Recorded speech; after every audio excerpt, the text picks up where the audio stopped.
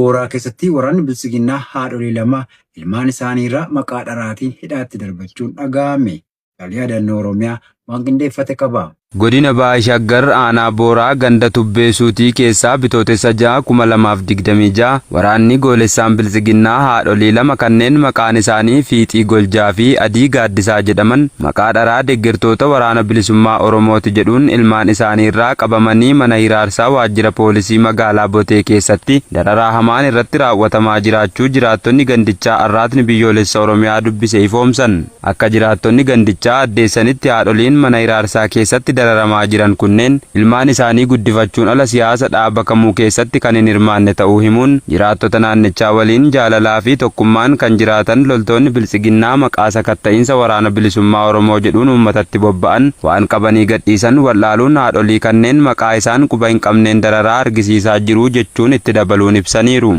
Abiyyi Ahimad seenaa gurraacha uummata Oromoo irratti guyyaa guyyaan raawwachiisaa jiruun naatoo tokko uummata Oromootiif kan hin qabne ta'uun gochaawwan waraana isaatiin raawwatamaa oolan addunyaa mara keessatti ni balaaleffatamu. Loltoonni Bilisiginnaa qaamolee hidhannoon isaan fuuldura dhaabbatan du'a sodaachuun uummata harka duwwaatti roorrisuun bartee fi aadaa isaanii kan ta'e haadholii kabajaan maluuf hidhaa irraa kaasee hanga gochaawwan suukanneessoo akka gudeeddii fi ajjechaa lubbuu gara laafina tokko malee irratti raawwachaa jiraachuun kan beekamudha. Aanaa Daawwaa Caffaa keessatti waraanni murna maafiyaa PP doorsisaa fi saamicha daangaa darbeen uummata iraarsaa jiraachuun ifoome. Jaalaqaafan Fayyeeraa dabalata qaba. Godina Walloo aanaa Daawwaa Caffaa ganda Guulaa keessatti bitootessa 4/2026 irraa eegaluutiin waraanni murna gabroonfataa Bilisiginnaa doorsisaa fi saamicha akka maleen uummata dararaa jiraachuu jiraattonni gandichaa arraata biyyoolessa Oromiyaatti himan. Akka jiraattonni jedhaniitti ergamtoonni sirnichaa kunniin meeshaa waraanaa bitachuun waraana bilisummaa Oromoo ofirraa loluu qabdu maqaa jedhuun dirqamaan akka gandichatti qofa maallaqa 800 hanga miliyoona tokkotti funaanaa jiraachuu ifoomsaniiru. Namoonni maallaqa kana hin kaffallee ni hidhamtu jechuun nu doorsisaa jiru kan jedhan jiraattonni adda durummaan kaadiree murna Bilisiginnaa kan ta'e nama maqaan isaa Zakiyaa Ahmaduutii jedhamu akka ta'e heeruun kaadireen kun kanaan durallee dargaggoota baay'inni isaanii 4 ta'an yakka tokko malee maqaa hariiroo waraana bilisummaa Oromoo qabdu jedhuun hiisisee mana adabaarraa baasuun bosonatti ajjeesee turuu dabaluun addeessanii jiru. Murni Bilisiginnaa kaadirootaa fi waraana isaatti maayii ba'uudhaan saamicha doorsisaa mancaatii qabeenyaa fi duguuggaa sanyii uummata Oromoo irraa hangaa jiraachuun dhugaa ifa galaadha. Aanaa Beddelleetti lukkeeleen Bilisiginnaa waraqaa eenyummaa dirqiin baafadhaa jechuun hawaasa iraarsaa jiraachuun barame. Guutuu gabaasa kanaaf Jaalkennaa Sabaa. Godina Bunnoo Beddellee aanaa Beddellee ganda Calloo keessatti gaafa bitootessa 4/2026 irraa eegaluun loltootni fi kaabinoonni aanichaa waliin ta'uun waraqaa eenyummaa dijitaalaa baafadhaa jechuun uummata hiraarsaa jiraachuu jiraattonni gandichaa arraata biyyoolessa Oromiyaatti himan. Jaliiwwan sirnichaa maqaa adda addaa da'oo taasifachuun saamicha hammeessanii jiran guyyaa 2 gidduutti akka baafatanii xumuraniif doorsisaa jiraachuu kan himan jiraattonni waraqaa eenyummaa dijitaalaa baafachuuf qarshii 600 hanga 1,000 irraa saamaa jiraachuu itti dabaluun ibsanii jiru. Akkuma empaayeratti guutummaatti lukkeeleen Bilisiginnaa waraqaa eenyummaa dijitaalaa sababa godhachuun qarshii hanga fedhan gaafatanii saamicha ulfaataa raawwachaa jiraachuun ni beekama. Aanaa Gidaamii keessatti hidhattoota Bilisiginnaan hawaasni dirqamaan gara mooraa leenjiitti guuramaa jiraachuun himame. Guutuu gabaasa kanaaf Jaasabaafan Waggaarii. Godina Qellem Wallaggaa aanaa Gidaamii ganda Giraay Biishaa keessatti gaafa bitootessa 4/2026 murni faashistii Bilisiginnaa dargaggootaa fi abbootii maatii jumulaan ukkaamsuudhaan gara dirree waraanaatti bobbaasaa jiraachuu maddeen keenya qabatamoon arraata biyyoolessa Oromiyaatti himanii jiru.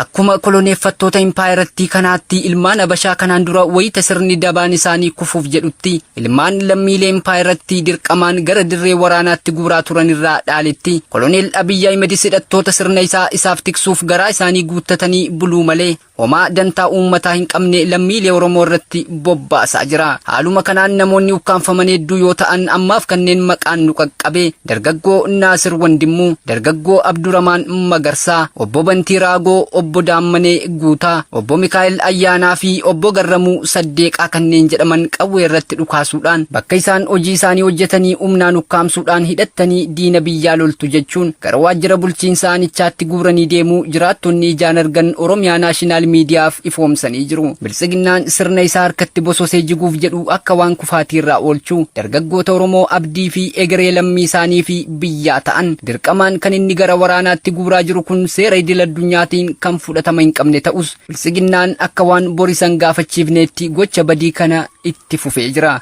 Gamtaan Awurooppaa boba'aa fi gaazii gahaa qabna garuu gatiin isaa yaaddoodha jedhe.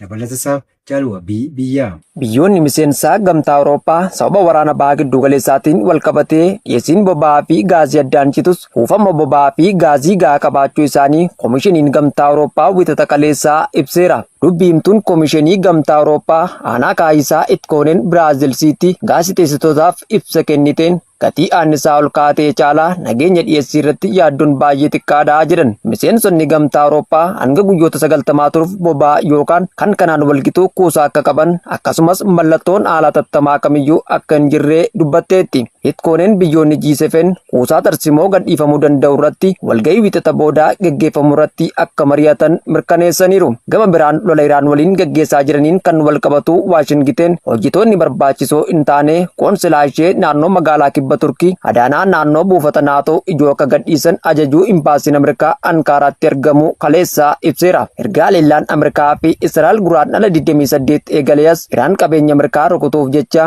haleellaa misaayilaa fi diroonii guutuu bahaa gidduu kaleessaa irratti raawwachuun haaloo bahaa turte. Sodaan kun kan dhufee ittisa qilleensaa neetoo bahaa Meditiraaniyaanii keessatti misaayila baalastikii lammaffaa kan Iraan irraa dhukaafame naannoo qilleensa Turkii seene kuffisuu isaa ministeerri ittisa Turkii ibsuun tarkaanfiiwwan barbaachisoo ta'an keessa deebii malee akka fudhatu akeekkachiiseera.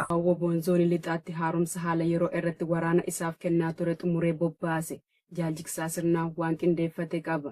ABO Boonzoon lixaatti waraana isaaf haaromsa haala yeroo irratti kennaa ture xumursiisuu beeksise. Leenjichi haala siyaasaa yeroo ammaa cichoomina kaayyoo qabsoo akkasumas qindoomina hojii waraanaa irratti xiyyeeffachuun kennamaa ture xumursiisuu beeksisee jira. Akka ibsa isaanii keessatti himanitti barnoonni kun miseensota waraanaa hunda hirmaachisuun naamusa waraanummaa sirrii, seera hojii waraanaa fi ilaalcha siyaasaa iftoomina qabu akka qabaatan kan gargaarudha. Dabalataanis ijaarsa uummataa fi hariiroo hawaasummaa cimsuu irratti hubannoo bal'aa kennuun geggeeffamaa tureera. Qondaaltota murna badii PP fi dhaabbilee siyaasaa biroon gama isaanii irraa yaada adda addaa qabaachuu danda'anis waboon barnoonni akkasii humna isaa qindoomsuuf akka barbaachisu eeree jira. Qondaaltonni waboos akka ibsanitti barnoonni waraanaa fi leenjii haala yeroo irratti xiyyeeffateen gareewwan hidhataniif bu'aa hedduu qaba. Isaan keessaa ijaarsa cimaa uumuu, naamusa hojii sirreessuu fi miseensota gidduutti waliigaltee kaayyoo irratti cimsuu keessatti gahee qabaachuu ibsu. Dabalataanis barnoonni akkanaa loltoonni haala siyaasaa fi hawaasummaa naannoo isaanii sirriitti akka hubatan akkasumas uummata waliin walitti dhufeenya isaanii akka eeganii fi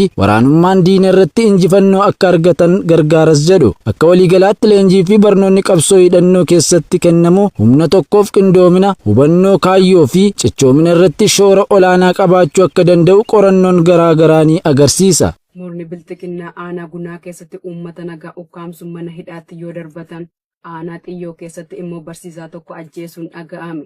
Dabalatasaaf jaal amansiis kaayyoo. Bitootessa 2026 godina Arsii Bahaa aanaa gunaa ganda ciree aanolee jedhamu keessatti maqaa hariiroo waraana bilisummaa Oromoo qabdu jedhuun nama maqaan isaa Rashid Gannaa Haji Qadir jedhamu dabalatee namoota hedduu mana hidhaatti guuruun hiraarsa kan jiran yoo ta'u namoota hedduus reebanii qabeenya isaanii saamaa turuun dhaga'amee jira. Abbaan irree akka barbaadetti afaan qawween hawaasa cafaqee bulchuu barbaadu biltsiginnaan ergamoota isaa Oromiyaa maratti bobbaasuun hawaasa doorsisuu meessuun loltoonni isaa Oromiyaa goliiwwan garaagaraa keessatti rakkoo ulfaataa geessisaa jiru. Kana malees loltoonni kunneen dargaggoota hedduu adamsuun qe'ee isaanii irraa balleessaa kan jiran yoo ta'u maatii dargaggoota kanaas iddoo tokkotti walitti qabuun yoo akka tasaa waraanni bilisummaa Oromoo ganda kana keessa kan seenu ta'ee fi ijoolleen keessan hin dhuftu taate rasaasaan isin ajjeesne jechuun doorsisaa jiraachuus dabalataan ifoomeera. Oduu biraan immoo godinichuma aanaa xiyyoo ganda torban uushoo keessatti barsiisaa Jamaal Mohammad Shumfaa jedhamu dhalataadhuma ganda torban uushoo kan ta'e bitootessa 3/2026 magaalaa Bishooftoo keessaa qabanii